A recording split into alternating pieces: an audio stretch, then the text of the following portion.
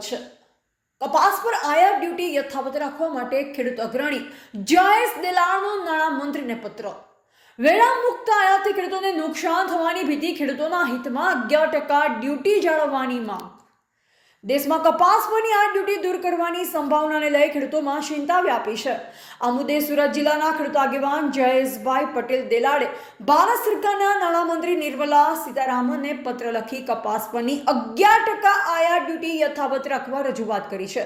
હાલમાં ક્રૂડ તેલના ઊંચા ભાવના કારણે સિન્થેટિક ફાઇબરના ભાવમાં વધારો નોંધાયો છે, જે પગલે ગાર્મેન્ટ અને ટેક્સટાઇલ ઉદ્યોગ દ્વારા કપાસની આયાતને વેરામુક્ત કરવા માંગ ઉઠાવવામાં આવી છે।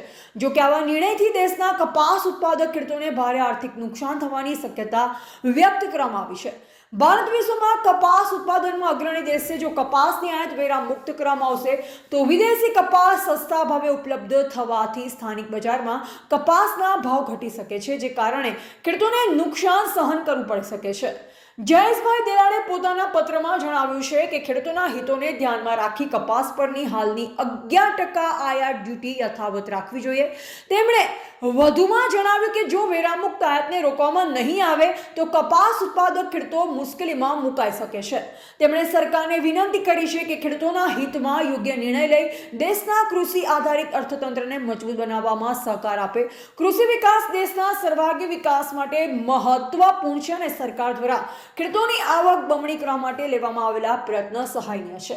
સરકારે કૃષિ ક્ષેત્રમાં વિવિધ યોજના, આધુનિક ટેકનોલોજી અને લઘુત્તમ ટેકાના ભાવમાં વધારો કરી ખેડૂતોના સર્વાંગી વિકાસ માટે મહત્વપૂર્ણ પગલાં લીધા છે, જેના સકારાત્મક પરિણામો પણ જોવા મળ્યા છે। Bureau report, Surat.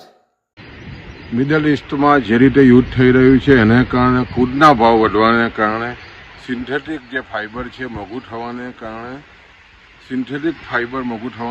ખાસ કરીને ટેક્સટાઇલ ઇન્ડસ્ટ્રી અને જે ગાર્મેન્ટ ઇન્ડસ્ટ્રી સરકાર પર દબાણ કરી રહી છે કે કપાસની જે આયાત ડ્યુટી છે 11% એ વેરામુક્ત કરવામાં આવે।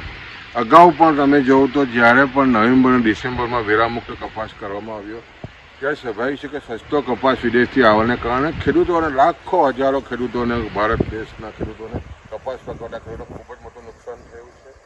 હાલમાં જે સ્થિતિ બની છે એમાં કપાસ પકવતા ખેડૂતોને જો વેરામુક્ત કપાસ કરવામાં આવશે તો ખૂબ જ મોટું આર્થિક નુકસાન ખેડૂતોને થશે। એના અનુસંધાનમાં આદરણીય નાણામંત્રીશ્રીને પત્ર લખીને અમારી જે હૃદય ખેડૂતોની વ્યથા અમે જણાવી છે। અમને ચોક્કસ વિશ્વાસ છે જે રીતે ભારત સરકાર ખેડૂતોની આવક બમણી કરવામાં જે રીતે પ્રયત્ન કરી રહી છે અને ખાસ કરીને જ્યાં વેરામુક્ત કપાસ લાવવાની જે વાત થઈ રહી છે એના કારણે ખેડૂતોને ખૂબ જ મોટું નુકસાન થવાનું છે, એટલે અમારી માગણી અમે નાણામંત્રીશ્રીને કરી છે।